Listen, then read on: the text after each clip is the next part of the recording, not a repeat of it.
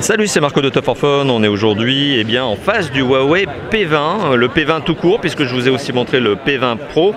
Le P20 tout court, c'est le plus accessible des deux mobiles, mais enfin dans une certaine mesure, puisqu'il est quand même vendu au prix maximum conseillé de 649 €. Donc c'est pas rien. On est sur un mobile ultra haut de gamme, hein. On est sur le plus accessible des deux, parce que le P20 Pro vaut 899 €, mais ça reste quand même un mobile ultra spéqué. La première chose déjà, c'est son design. Alors ce téléphone, je vous rassure, n'est pas décliné que dans cette version rose. Il y a d'autres versions, je dis ça parce que tout le monde n'est pas fan du rose. Il y a plusieurs versions, il y en a 4 en termes de coloris. Ce téléphone est très beau, très élégant, c'est du métal et du verre. En termes de construction, c'est rigide, c'est solide, et on est sur un téléphone qui a un écran qui est borderless. Format 18/9, notamment avec la petite encoche sur le dessus, le fameux notch, c'est comme ça qu'on l'appelle, et borderless parce que pas de bordure, vous le voyez, hein, c'est extrêmement travaillé à gauche, à droite et au-dessus. Et puis voilà.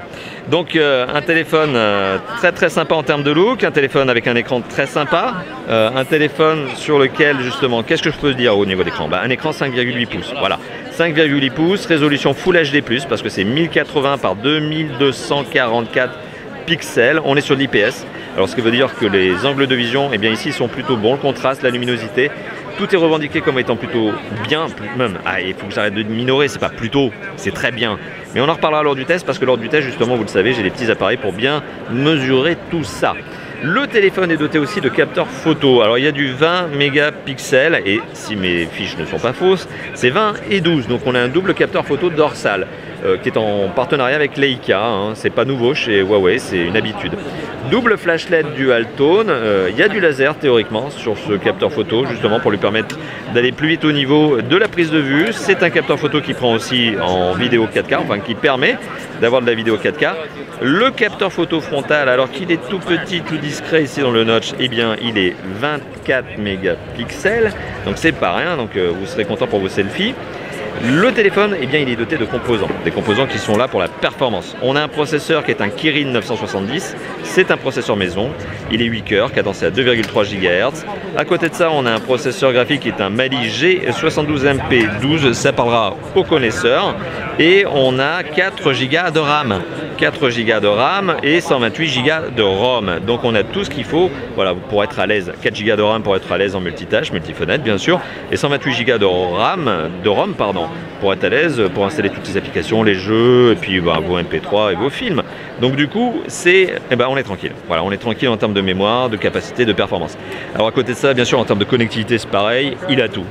Il a de la 4G LTE A Pro, catégorie 18, on est même en avance sur le futur, on est future-proof, parce qu'en France aujourd'hui, les opérateurs ils sont pas catégorie 18, hein. En France les opérateurs ils sont catégorie 4, 6.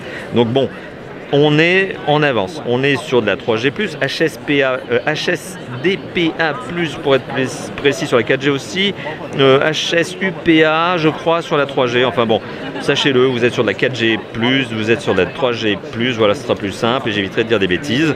À côté de ça, en termes de connectivité, Bluetooth 4.2, Wi-Fi A, BG, NAC, USB-C. Alors on ne le voit pas ici, mais il est là-dessous, hein, il est sous ce connecteur. Enfin, le connecteur est sous ce câble USB-C, donc tout simplement.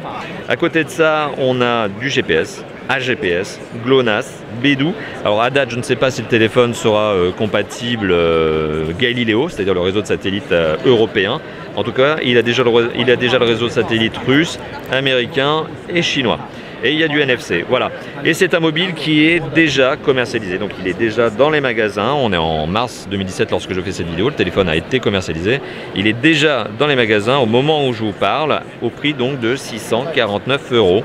Un prix conséquent, certes, mais pour un mobile, mais super bien spéqué et très élégant, même dans cette couleur rose. Voilà, mais il y en a 4 des couleurs. Allez, merci d'avoir vu cette vidéo. N'hésitez pas à la liker, la commenter, hein, lâchez-vous dans la zone de commentaires, à vous abonner à notre chaîne YouTube. Ça, c'est un petit bouton qui se trouve sur le bas à droite de la vidéo. Et on se retrouve très bientôt pour d'autres vidéos, hein, comme d'habitude. Allez, à bientôt. Ciao, ciao.